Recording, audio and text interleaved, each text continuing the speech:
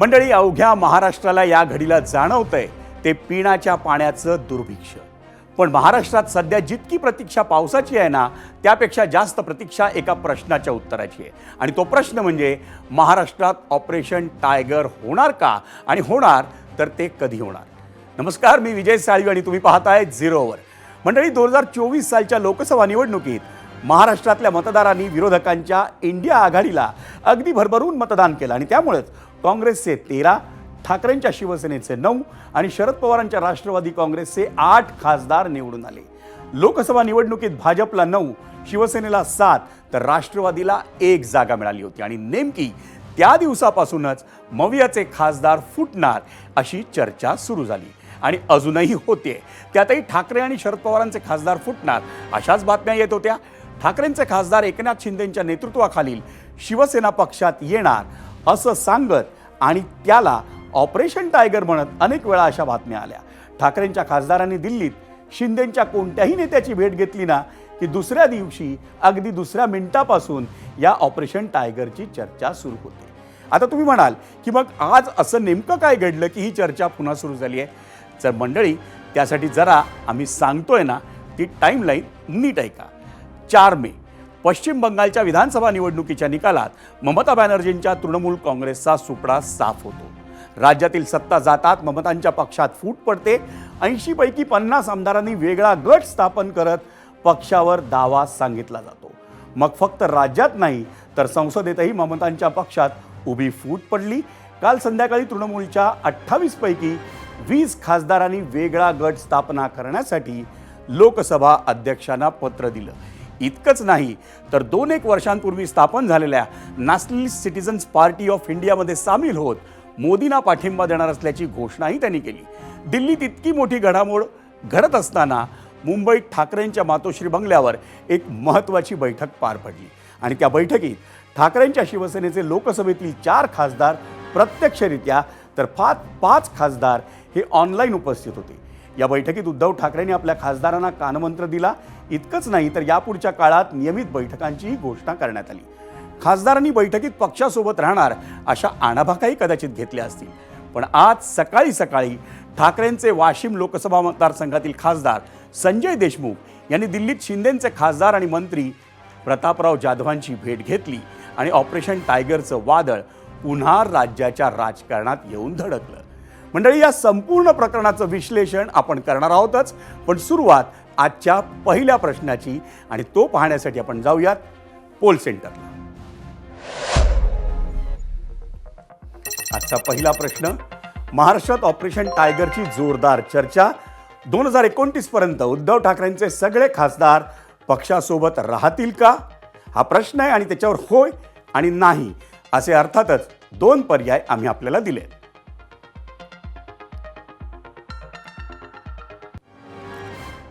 आता तुम्ही म्हणाल की आम्ही ठाकरेंचेच खासदार फुटणार असं का म्हणतोय, तर त्यासाठी थोडा इतिहास हा समजून घ्यावाच लागेल. एकतर सत्तेत असतानाही फुटलेला पक्ष कोणता आहे, तर तो आहे शिवसेना.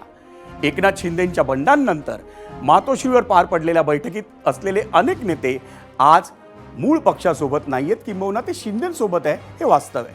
गेल्या 4 वर्षात बंडखोरीचा सर्वाधिक फटका बसलाय तो पक्ष म्हणजे ठाकरेंची शिवसेना हाच आहे. पण तरी ठाकरे या आडनावात असलेला विश्वास आणि बाळासाहेब ठाकरेंनी जोडलेला मतदार आजही उद्धव ठाकरेंच्या बाजूने ही त्यांची जमेची बाजू आहे. आकडेवारीच्या खेळात ठाकरे पिछाडीवर असले तरी त्यांच्या पक्षाचा जनाधार आजही आहे, हे निकालातील मतदानाची टक्केवारी सांगते. पण काय आहे ना, जसं आम्ही सुरुवातीलाच म्हटलं होतं की 2024 सालच्या लोकसभा निवडणुकीच्या निकालापासून ठाकरेंच्या खासदारांसंदर्भात हा संशय कायम उपस्थित करण्यात येतो.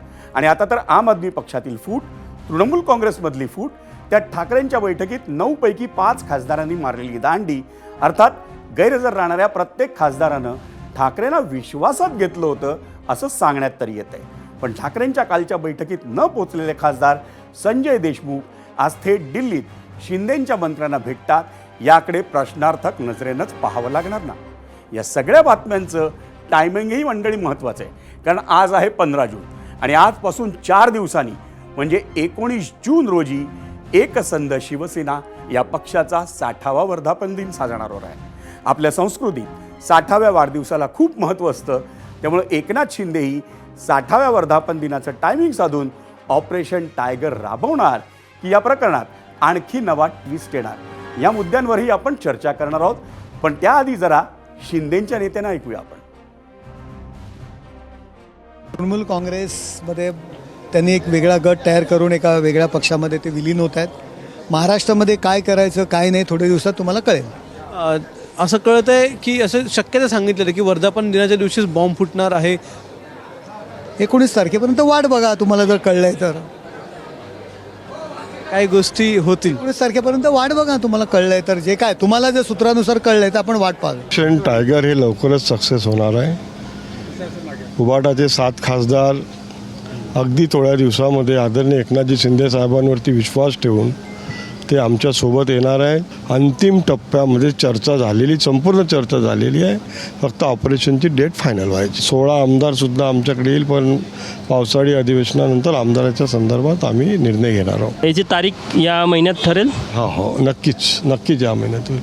टायगर ऑपरेशन हे जवळपास पूर्णत्वाच्या दिशेला निघालेलं आहे आणि हे जे पूर्ण होईल त्या दिवशी आमचे मुख्य नेते एकनाथराव शिंदेसाहेब आपल्याला सांगतील. त्याचं काय मुहूर्त जो ठरवायचा आहे ते आमचे नेते एकनाथराव शिंदेसाहेब ठरतील. पण लवकरच ऑपरेशन टायगर हे पूर्ण होऊन जाईल. मंडळी, आता तर शिंदेंच्या शिवसेनेच्या नेत्यांनी ऑपरेशन टायगरची तारीखच पक्की झाली अशी वक्तव्य मोठ्या आत्मविश्वासाने केली आहेत. पण ठाकरेंच्या नेत्यांनी असं काहीही घडणार नाही असा विश्वास व्यक्त केला.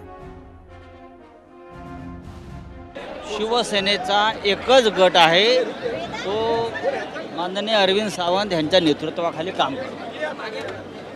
आता कळतंय, समजतंय वगैरे या गोष्टी आहेत त्या गेल्या 2 वर्षापासून मी ऐकतो आहे. कळतंय, समजतंय, आत्ताच कानावर आलं आहे आणि आत्ताच गेलेत पत्र द्यायला वगैरे वगैरे आम्ही अनेक वर्ष ऐकतो आहोत. काल बहुतेक सर्व खासदार माननीय उद्धव साहेबांच्या संपर्कात होते. आज सकाळपासून काही खासदारांचं आमचं बोलणं झालेलं आहे. आज सकाळी स्वतः संजय देशमुख आणि उद्धव ठाकरे यांची चर्चा झाली काही कामानिमित्त. आणखीन 2 खासदारांची चर्चा झाली. या उपरी तुम्हाला असं वाटत असेल की कोणी पत्र द्यायला गेले असतील तर आता पत्राचा मसुदा आल्यावरती उत्तर देऊ. पक्षप्रमुखांच्या बैठकीला उपस्थित राहत नाही, पण ते केंद्रीय मंत्र्यांचा पत्र भेटायला मतदारसंघाचं अर्जंट काम होतं असं त्यांनी उद्धवजींना सांगितलं. तुमच्या दृष्टीने नॉट रिचेबल होतो, माझ्या दृष्टीने मी रिचेबल होतो. काल सकाळच्या बैठकीला मी ऑनलाईन हजर होतो आणि कालच्या संध्याकाळच्या 10च्या बैठकीला मी ऑनलाईन हजर होतो. एकूणच जर पाहिलं तर काल राऊत साहेब म्हणले की शिर्डीतल्या हॉस्पिटलमध्ये तुमची पत्नी आजारी आहे, तसं काही आहे की नाही. आता काही घरगुती काही प्रॉब्लेम असतात, कौटुंबिक असतात, बाहेरचे काय असतात. गेलो होतो मी माझ्या कामासाठी. 9 पैकी 4च खासदार ऑफलाईन होते, बाकीचे सगळे ऑनलाईन होते. तुम्ही ते मी काय माहीत नाही, मी ऑनलाईन होतो एवढंच मला माहीत आहे. आता विश्वास आहे, त्यांचा विश्वास आमच्यावर आहे आणि मग आमचाही त्यांच्यावर विश्वास आहे, पक्षावर विश्वास आहे, म्हणूनच आम्ही तिथं आहोत असं माझं मत आहे. उद्धव साहेब काल असं म्हटल्याचं कळतंय की 4 वर्षापूर्वी जी फूट झाली होती त्याची कुणकुण मला आधीच लागलेली होती. नाही, असं काहीच बोललेलं नाही आहे. या गोष्टी अजिबात चुकीच्या आहेत, असंही ते काही बोलले नाहीत. 4 वर्षाचाही विषय नाही झाला, कुणाचाही विषय निघाला नाही. जनरल आपल्या पक्षाचे आपले खासदार त्यांच्या अडचणी काय आहे, त्यांचा विश्वास माझ्यावर आहे, माझा विश्वास त्यांच्यावर आहे आणि आपल्याला एकत्र काम करायचं आहे, एवढं ते बोलले. तुम्हाला इतर पक्षाकडनं जर काही बोलवणं आलं तर तुमचं उत्तर काय असणार आहे? नाही, मी पहिल्यापासून सांगतोय, परत सांगतोय आणि आजही सांगतो तर मी जोपर्यंत आहे तोपर्यंत या पक्षात आहे. साहेबांना काल हाच विश्वास देऊन आला तुम्ही? साहेबांनी मला विचारलंच नाही, त्यांना विश्वास असावा माझ्यावर म्हणून त्यांनी विचारलं नाही. आम्ही दाखवलं आपल्याला प्रत्येक जणाने काय म्हटलंय. पण मंडळी, आम्ही जसं सुरुवातीला म्हटलं ना की ठाकरेंचे 5 खासदार हे त्यांच्या बैठकीला प्रत्यक्ष उपस्थित नव्हते आणि त्यामुळंच ऑपरेशन टायगरची चर्चा ही वाढत चालली. पण आज 5चा जो आकडा समोर येतोय तो काही पुरेसा नाही आहे. ठाकरेंचे खासदार आता जरी ठासून सांगतायत की आम्ही पक्षासोबतच आहोत, पण समजा राजकीय वर्तुळातील चर्चांना आधार मानून आपण असं गृहीत धरू की काही खासदार नाराज आहेत, त्यांना आपल्यासोबत घेण्यासाठी शिंदेंच्या नेत्यांचे प्रयत्नही सुरू असतील. पण खरा खेळ मंडळी हा आकड्यांचा आहे. ठाकरेंच्या शिवसेनेकडे सध्या आहेत 9 खासदार. आणि जर तृणमूल काँग्रेसच्या खासदारांप्रमाणे पक्षांतरबंदी कायद्याच्या कचाट्यातून वाचायचं असेल ना, तर ठाकरेंच्या 2/3 म्हणजे 9 पैकी किमान 6 खासदारांना वेगळं होऊन आपला गट हा स्थापन करावा लागणार आहे. आणि त्यानंतरच त्यांचा पक्ष किंवा त्यांचा गट एखाद्या पक्षात विलीन होऊ शकतो. पण जसं आपण कालपासून पाहतोय की नाराज खासदारांचा आकडा हा काही 5च्या पुढे जात नाही आहे. त्यामुळे कदाचित ऑपरेशन टायगर हे आत्ता ठरलं असलं तरी ते होल्डवरच असावं. काय ना मंडळी, राजकारणात कधी काय घडेल याचा काही नेम देता येत नाही. आणि आता हेच पहा ना, आमच्या पक्षात सगळं ठीक आहे म्हणणारे ठाकरेंच्या शिवसेनेचे खासदार संजय राऊत हे तातडीनं दिल्लीला निघालेत. त्यांच्याशिवाय नाशिकचे राजाभाऊ वाजेही दिल्ली दौऱ्यावर असणार आहेत. आता त्याची कारणं काही असोत, पण चर्चा तर होणारच. असो, आता वेळ झाली आहे ती तुम्ही दिलेल्या प्रतिक्रिया पाहण्याची, आणि त्यासाठी जाऊयात मीडिया सेंटरला. आपण पाहतोय मंदाकिनी कोलगे यूट्यूबवर काय म्हणतायत. सगळे खासदार राहतील, पण जे गेले तेही आता पाण्यातून बाहेर काढलेल्या माशाप्रमाणे तडफडतायत. 2029ला सर्व गद्दारांचं राजकारणच संपलेलं असेल. मंदाकिनी कोलगे.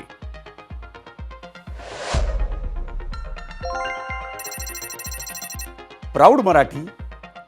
राहावे तशी इच्छा आहे, पण राहतील याची खात्री अजिबात नाही. बाळासाहेबांचा पोरगा काल खासदारांना बैठकीला हजर राहण्यासाठी अक्षरशः फोनवरून विनंती करत होता. यातूनच सर्व काही समजलं.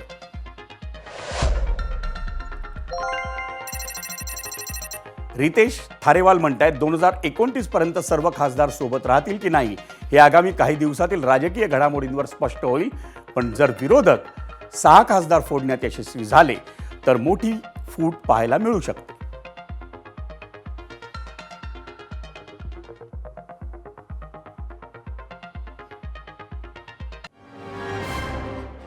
आणि मंडळी, या सगळ्या मुद्द्यांवर आपल्याशी चर्चा करण्यासाठी आपल्यासोबत आहेत शिवसेनेच्या राष्ट्रीय प्रवक्ता शायना एनसी आणि ठाकरेंच्या शिवसेनेच्या उपनेत्या सुषमा अंधारी. दोघींचंही स्वागत या एबीपी माझाच्या झिरोवर या कार्यक्रमामध्ये. अर्थातच आजच्या घडामोडींच्या पार्श्वभूमीवर माझा पहिला प्रश्न असणार आहे तो सुषमाताईंना. सुषमाताई, पुन्हा एकदा ऑपरेशन टायगरची चर्चा सुरू झाली आहे आणि तुमच्या पक्षात देखील खळबळ उडाल्याचं चित्र आहे. दरवाजा बंद करा. वगैरे काही उडालेली नाहीये. एक गोबेल्स नीती असते की आधी संभ्रम तयार करा, घाबरवा. जेव्हा घाबरत नाही तेव्हा संभ्रम तयार करायचा, अफवांचं पेव पसरवायचं. त्यानुसार हे संभ्रम तयार केले जात आहेत आणि अशा सगळ्या संभ्रमांना आपण फार अगदी उतावीळपणे किंवा खूप इम्पल्सिव्ह होऊन उत्तरं द्यावीत असं मला काही अजिबात वाटत नाही. ठीक आहे, भाजपा असेल. आता भाजपाने जन्माला घातलेली शहासेना, तर त्यांच्याकडून अपेक्षा काय असेल बरं? तर ज्यांनी जन्माला घातलेलं आहे तो DNA घेऊन तेच सगळ्या गोष्टी पुढे करणार आहेत. त्यामुळे त्यांचं काम आहे अस्थिर करण्याचं. त्यांचं काम आहे हा फुटतो का, तो फुटतो का, हा गळाला लागतो का, तो गळाला लागतो का, हे सगळं करण्याचं. मला वाटते त्यांनी हे सगळं करण्यापेक्षा ज्यांना आमदारक्या खासदारक्या मिळाल्या नाही असे लोक आता पडद्याआडून कोणाकोणाला संपर्क करतायत, कुठे कुठे जातायत, कुणाकुणाला भेटतायत, ह्या सगळ्या गोष्टींकडे पण लक्ष द्यावं. कारण अति झालं आणि हसू आलं असं होता कामा नये. पण सुषमाताई, तुमचे खासदार जाणार आहेत की नाही यावर तर तुम्ही भाष्य नाही केलेलं आहे, पण तुमचा नूर थोडंसं काळजी जाणवते त्याच्यामध्ये. नाही, अजिबात मला काही काळजी बिळजी काही जाणवत नाही. एक लक्षात घ्या, जेव्हा मी वारंवार असं म्हणते की एक चांगला शेतकरी जो असतो ना, त्याने पाऊस पडो न पडो त्याने पेरायचं काम केलं पाहिजे. उगवेल नाही उगवेल ते नंतर, पण त्याने पेरलं पाहिजे. ठाकरेंचा पक्ष माणसं पेरणारा, नेते पेरणारा पक्ष आहे. आणि कितीही वेळा पीक घाट्या हुरड्यात आलं तरी ज्याला पीक चोरायचंय तो चोरण्याचा प्रयत्न करणार आहे. पण पीक चोरून नेलं जाईल या भीतीने पेरायचंच नाही असं कसं बरं? त्यामुळे काळजी वगैरे करायचं काही कारण नाही. जेव्हा ठाकरेंकडे एकही आमदार खासदार नव्हता तेव्हा ठाकरेंनी शून्यातनं पुन्हा एकदा आपले 20 आमदार आणि 9 खासदार निवडून आणलेले आहेत. आता हे 9 खासदार 20 आमदार यातनंही पुन्हा जर काही लोकांना चोरी करायची असेल, काही लोकांना घाट्या हुरड्यात आलेलं पीक कापून नेण्याची घाई गडबड असेल, स्वायत्त यंत्रणा आपल्या सोबत आहेत आणि आपण वाटेल ते करूच शकतो असं वाटत असेल, तर तसं वाटणं त्यांना स्वाभाविक आहे. कारण एकूण सध्याच्या भारतीय राजकारणामध्ये म्हणजे 1980 नंतर आपल्याकडे प्रादेशिक पक्षांचा प्रभाव वाढत गेला. प्रादेशिक अस्मिता घेऊन एक-एक पक्ष आपलं राजकारण उभं करत होता. पण सुषमाताई, या सध्या मुद्द्यांवर मी भाजपाने येतोच आपल्याकडे, पण मला शायना नाही. ताईंना प्रश्न विचारायचा आहे. शायनाजी, आपण या ऑपरेशन टायगर विषयी किती पॉझिटिव्ह आहात हे होणार या दृष्टीनं?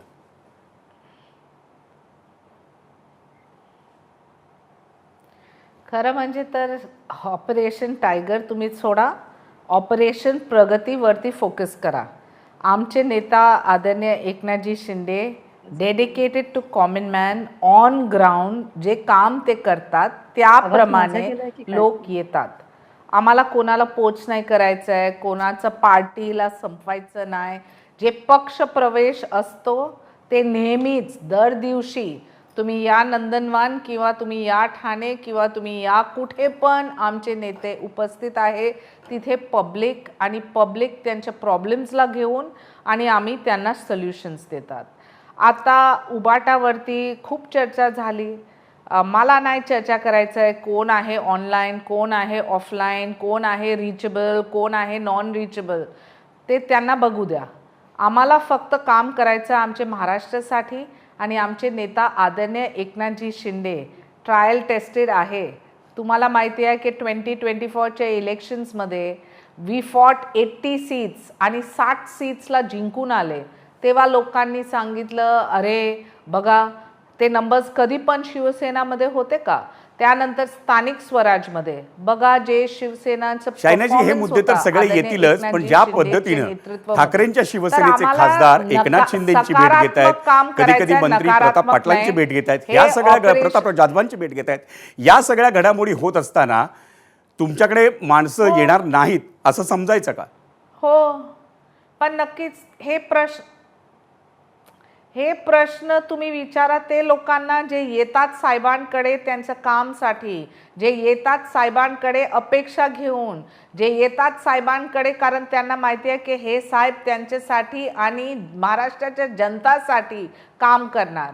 बघा महायुतीच्या नेतृत्वामध्ये आदरणीय देवेंद्र फडणवीस असो, माझे नेता आदरणीय एकनाथजी शिंदे किंवा सुनेत्रा वहिनी, एकच लक्ष आहे ऑपरेशन प्रगती आणि ते प्रगती आहे महाराष्ट्रासाठी.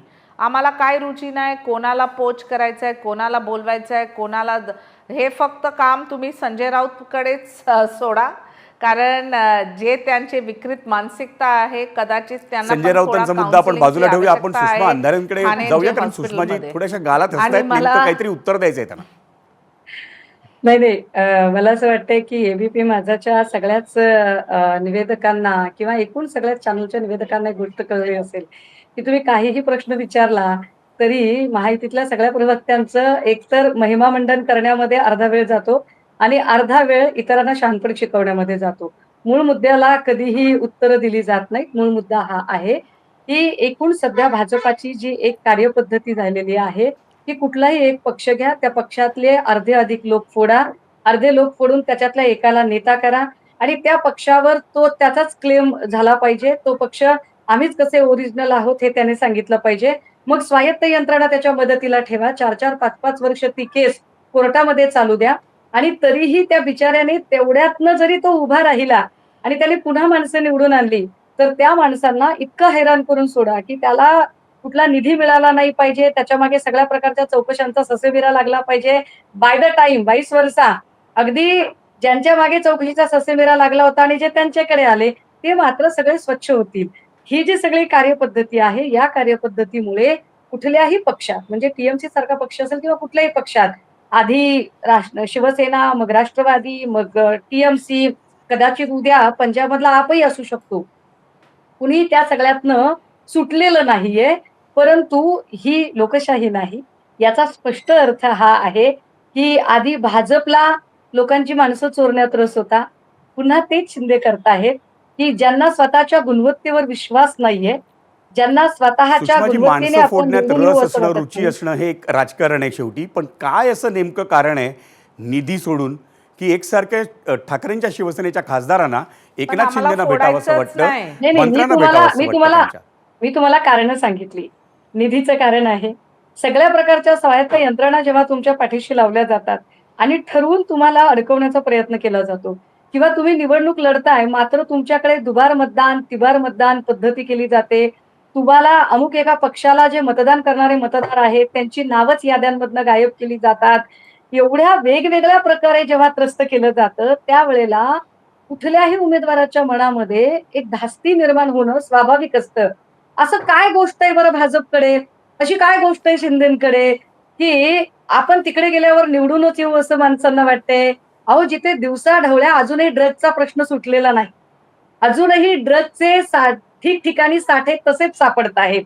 अजूनही रस्त्यांवरच्या हत्या आणि दिवसाढवळ्या फिरणाऱ्या कोयता गँग हे संपलेलं नाहीये. इथल्या महिला काय, इथल्या लेकी बाळी, इथल्या छोट्या छोट्या पोरी सुद्धा सुरक्षित नाहीयेत. लाडक्या बहिणीचे पैसे आता झालं 1.25 कोटीवर संख्या आणली ती कमी झाली. एवढे सगळे मुद्दे असतानाही काय म्हणून लोक मला निवडून वाटतं याच देतील? प्रश्नाचं उत्तर आपण शायनाजींकडे घेऊया. शायनाजी, या काय म्हणून प्रश्नाचं लोकं तुम्ही निवडून उत्तर देतील? द्या. महाराष्ट्रासमोर एवढे प्रश्न आहेत. आम्ही तर एक त्याचा सुरुवातीला उल्लेख केला होता की पाण्याचं दुर्भिक्ष फार मोठं आहे. आता लक्ष आपलं पावसाकडे लागलंय. त्यामुळे पाण्याचं दुर्भिक्ष असताना हे इकडून तिकडे ह्या गोष्टी का चालल्या आहेत? शेवटचं आजच्या या तुमच्या चर्चेतलं उत्तर असेल.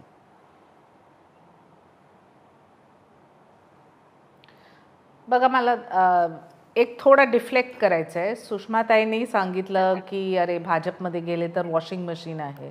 मला फक्त तुम्हाला हे एक उदाहरण द्यायचं आहे. TMC 15 वर्ष जे सिंडिकेट राज होते आणि जे भ्रष्टाचार होते तिथे, हे पुढे तेच चालू आहे. त्यामुळे मी कधीच त्यांना विचारलेल्या प्रश्नाचं उत्तर देणार नाही. ममता बॅनर्जी सोबत 1 मिनिट, जनता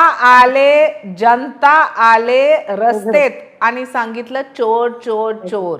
हेच आहे ताकद प्रजातंत्र लोकतंत्र. वा, तुम्ही सांगतात की आम्ही तुम्हाला फोडून हे लोकांना एकत्र घेतलं आणि ते येतात.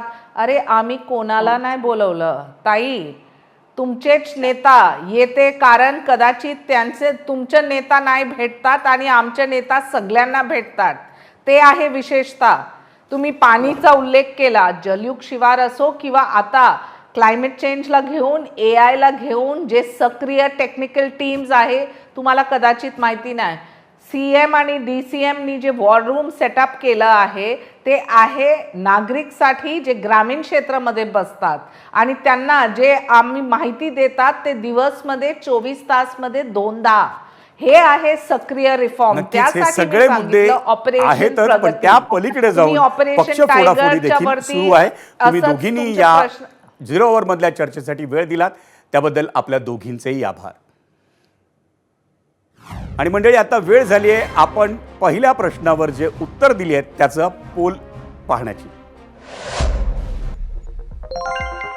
आजचा प्रश्न काय होता? महाराष्ट्रात ऑपरेशन टायगरची जोरदार चर्चा. 2029 पर्यंत उद्धव ठाकरेंचे सगळे खासदार पक्षासोबत राहतील का? 41,000 प्रेक्षकांनी यावर कौल दिलाय. 49% म्हणतायत होय आणि 51% म्हणतायत नाही.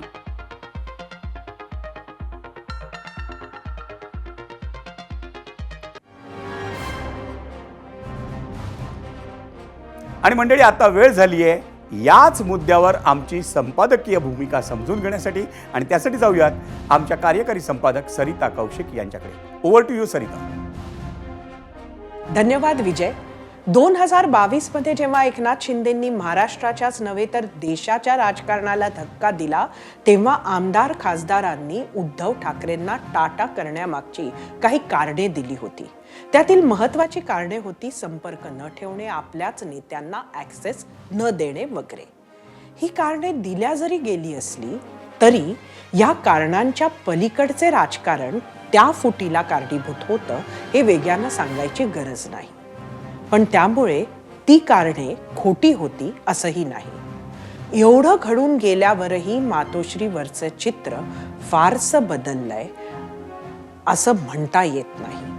उरलेल्यांशी बोलल्यावर ते लक्षात येतं. त्यामुळे परत एकदा ऑपरेशन टायगर जर झालं तर परत तीच कारणे दिली जाऊ शकतात आणि ती परत एकदा खोटी आहेत असंही म्हणता येणार नाही. पण परत एकदा या कारणांच्या पलीकडचं राजकारण या खेपेच्या फुटीलाही कारणीभूत ठरू शकतं हे सुद्धा तितकंच खरंय. हे झालं ऑपरेशन टायगर. देशभरात ऑपरेशन लोटस सुरूच आहे. अगदी देशात TMCचे 20 खासदार ते आपचे 7 खासदार ते अशोक चव्हाण सारखे नेते ते प्राजक्त तनपुरे, वाटायला असं वाटतं की ही सगळी मंडळी फक्त सत्तेसाठी पक्ष सोडतायत, विरोधात बसायला घाबरतायत. पण आजवर अनेक मोठी लोक विरोधात बसली, विरोधातच मोठीही झाली. पण विरोधात बसताना त्यांच्या राजकीय अस्तित्वावर गदा येते असं त्यांना वाटलं नसावं. आज नाही तर उद्या सत्तेत येऊ ही आशा असावी. आणि विरोधात असताना सुद्धा जनतेच्या प्रेमाचा वाटा, सत्तेतील सहकाऱ्यांकडून आदर त्यांना मिळत होता. आज ही सगळी परिस्थिती बदलली आहे. त्यामुळे विरोधात बसताना नेते अस्वस्थ होतात. पण ऑपरेशन टायगरच्या बाबतीत मात्र 2022ला अस्वस्थ न झालेले नेते आज का अस्वस्थ होत असतील याची मात्र एक वेगळी चर्चा होऊ शकते. विजय. मंडळी, अण्वस्त्र कार्यक्रमांचं कारण पुढे करून झालेला हल्ल्याच्या काही तासातच अली खामेनींचं प्रमुख लष्करी नेत्यांचा खात्मा, पुढे नौदल ताकद झाली उद्ध्वस्त, पूल, विमानतळ, रेल्वे या पायाभूत सुविधांवरही भीषण हल्ले आणि या हल्ल्यानंतरही न डगमगता इराणनं निकरानं लढा दिला आणि अखेर हल्ला करणाऱ्यांना शांतता करण्यास भाग पाडलं. म्हणजे आम्ही तुम्हाला सांगतोय ते अमेरिका, इस्रायल आणि इराण यांच्यात झालेल्या आखाती युद्धाविषयी. तब्बल 108 दिवसांनी या युद्धात आज शांतता करार होत असल्याचं अधिकृतपणे निश्चित झालं आणि जगानं सुटकेचा निश्वास सोडला. याच संदर्भातील घडामोडी आपण 0 Hourच्या या सत्रात पाहणार आहोत. 28 फेब्रुवारीपासून सुरू असलेल्या या युद्धात अनेक घडामोडी घडल्या. अमेरिकेनं इराणमधील मिनाव येथील शाळेला देखील लक्ष्य केल्यानं 156 शाळकरी विद्यार्थिनी दगावल्या होत्या. इस्रायलनं हिजबुल्लावरील हल्ल्यांच्या नावे लेबनॉनला लक्ष्य केलं. कधी इराणकडून तर कधी अमेरिकेकडून होर्मुजच्या सामुद्रधुनीची नाकेबंदी करण्यात आली. त्या दरम्यान शेकडो इंधन जहाजं ही अडकून पडली. काही जहाजांवर हल्ले देखील झाले. त्यात 3 भारतीयांना प्राण गमवावे लागले. याबाबत आपण तज्ज्ञांकडून जाणून घेणार आहोत. तसंच हा प्रस्तावित शांतता करार नेमका काय आहे, त्यात कोणी काय मिळवलं आणि प्रत्यक्षात याचे परिणाम काय असतील हे देखील आपण पाहणार आहोत. तर मंडळी, या सगळ्यात युद्ध आखातात, पण त्याचा भीषण झळा त्याच्या ज्या आहेत त्या भारतीयांना बसल्या. इंधन दर कडाडले, LPG सिलेंडर महागला, काही ठिकाणी पेट्रोल डिझेल मिळेना, खतं महागली, गाडीसाठीचं CNG ते देखील 100 पार गेलं. ही महागाई आता कमी होईल का, तर आपला आजचा प्रश्न देखील त्याच संदर्भात आहे. परत नेमका काय प्रश्न आहे आजचा प्रश्न दुसरा. अमेरिका इराण युद्धविरामानंतर आता देशात महागाई कमी होईल का, होय आणि नाही. अर्थातच हे 2 पर्याय आम्ही या दुसऱ्या प्रश्नावर देखील आपल्याला दिलेले आहेत.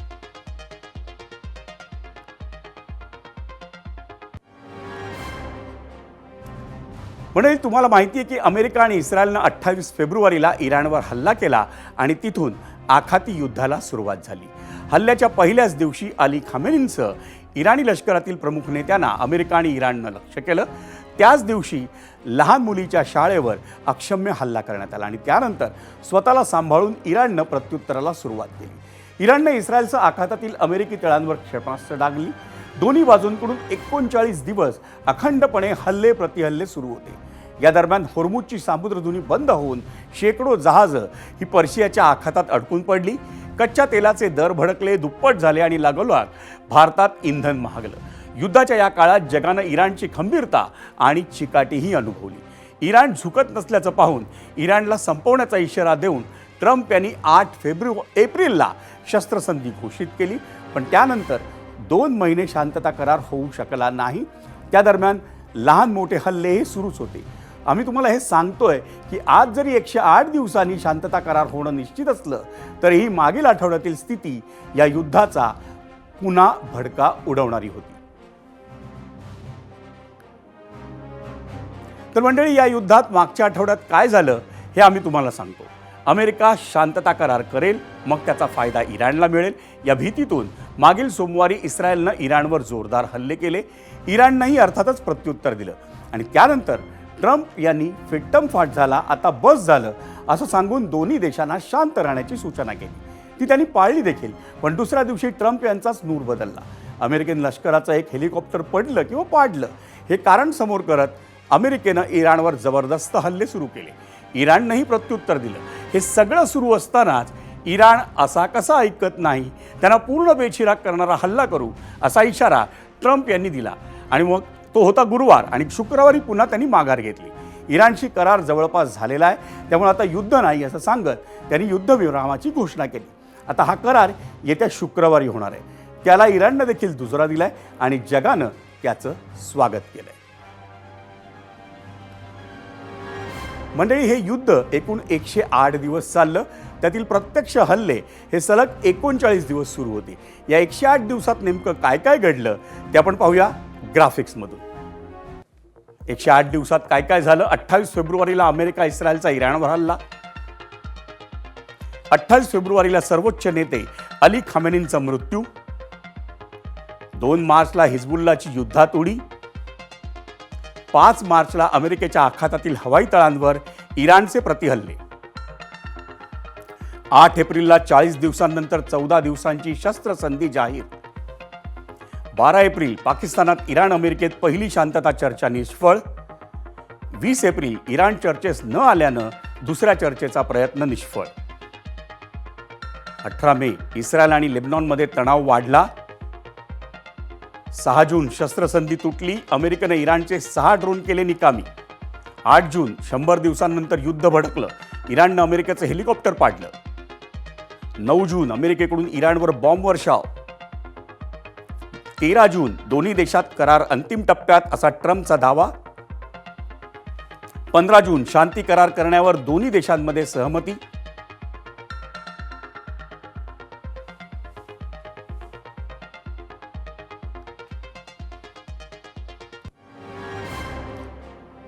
मंडळी, यानुसार 108 दिवसांच्या अशा वेगवेगळ्या घडामोडीनंतर आता युद्ध थांबलंय. दोन्ही बाजूनं करार होत असल्याला दुजोराही मिळालाय. हा करार जिनिवामध्ये होतोय आणि या करारावर सही करण्यासाठी कोण कोण उपस्थित राहणार आहे आपण तेही पाहूया. तर इराणकडून परराष्ट्र मंत्री अब्बास अराक्ची करारावर सही करणार आहेत आणि इराणच्या संसदेचे बागीर गालिबाफही जिनिवाला जाणार आहेत. यातील एक महत्त्वाची बाब म्हणजे डोनाल्ड ट्रम्प हे सुद्धा ऐनवेळी जिनिवाला पोहोचू शकतात अशी चर्चा आहे.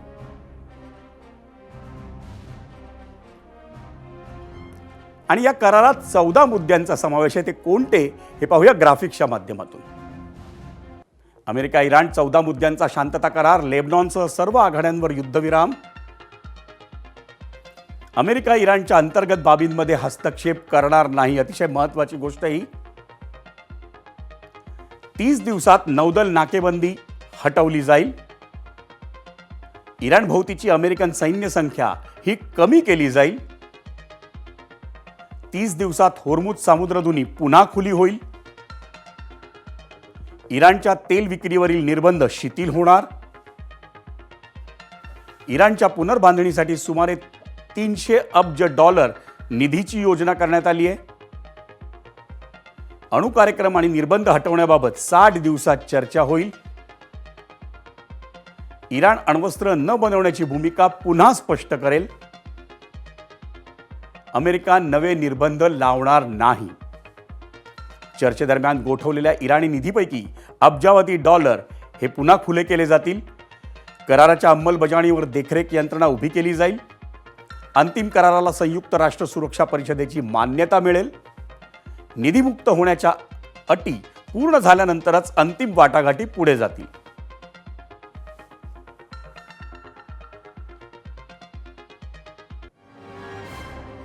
मंडळी, एकंदरीत अशा प्रकारे युद्धविराम होऊन आता आखातात शांतता करार होतोय. पण सामरिक विचार केला तर खऱ्या अर्थानं अमेरिकेला इराणनं नामोहरम केलं हे नक्की, असं सामरिक तज्ज्ञांचं मत आहे. या सर्व घटनांकडे, या कराराबाबत सामरिक तज्ज्ञांचं मत काय आपण ते पाहूया. अमेरिकेचं जेव्हा युद्ध पण सुरू झालं, त्यांचं ध्येय ज्याला एम म्हणतात हे अजिबात क्लिअर नव्हतं की त्यांना हवं आहे काय.